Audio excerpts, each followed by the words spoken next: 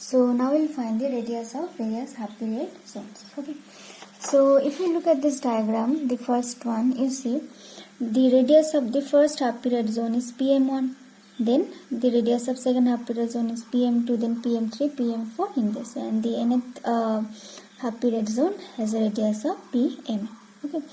Now if we take a side view of this wavefront, which is this one. Okay, so XY, this is the line. Okay, so here showing this dotted points on this line. Okay. And this M1 prime is exactly this point, diametrically opposite point on the first circle. Okay, and M2 prime is the diametrically opposite point of M2 on the second circle in this one. So from this diagram you see this PM1, M1 and OP forms a right angle triangle. Okay, so does this PM2, PM3, PM4, every radius. Okay, and their distances from point O. Okay, OP being the same base, fixed base. Okay. So from this right angle triangle OPM1, you see, we can write using Pythagoras theorem OM1 square equals to PM1 square plus OP square. Okay. So from that you can find the radius of the first half period zone, that is the value of PM1. Okay. So if we draw this P over here, O, then this is the M1, so OP M1, right? So O M1 square equals to P M1 square plus OP square, and OP is B, and this O M1 is B plus lambda by 2.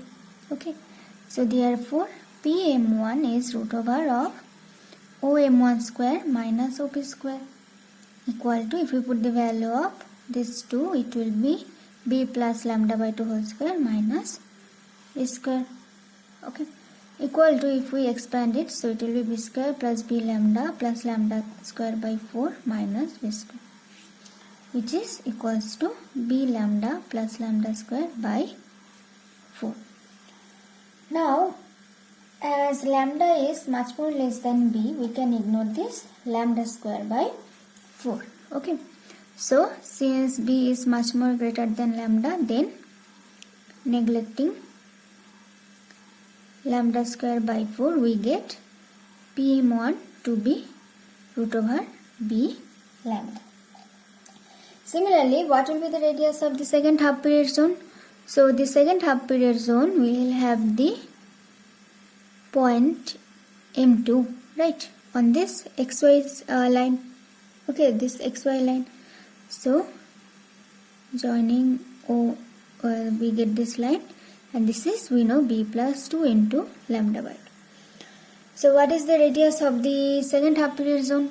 Okay, so radius of second half period zone, it will be PM2, by same formula it will be OM2 square minus OP square.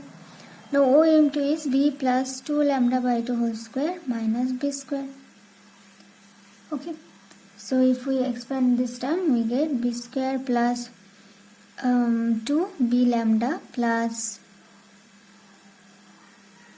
lambda square minus B square. Okay, so again B square and B square will be cancelled. It will be 2B lambda plus lambda square. Again neglecting. So again neglecting lambda square, we have PM2 approximately equals to 2B lambda. Okay. So in this way, if we keep going, then we will find that radius of nth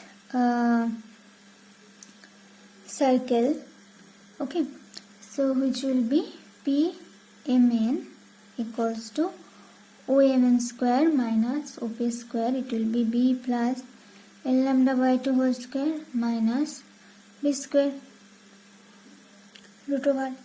So it will be, you will see that it will be approximately root over N B lambda. Okay. So you see the radius of the each circle or each half period zone is proportional to the natural numbers. Okay. So if we compare take it to be Rn, then Rn is proportional to root over n. Now n is 1, 2, 3, etc. Okay. So therefore we can say that the radii of each zone or each circle is proportional to the square root of the natural numbers, or where these natural numbers correspond to that order of the zone. So the radius of the first circle is proportional to root over 1, that is 1. Okay, then the radius of the second circle is proportional to root 2. Then radius of the third circle is proportional to root 3, in this way.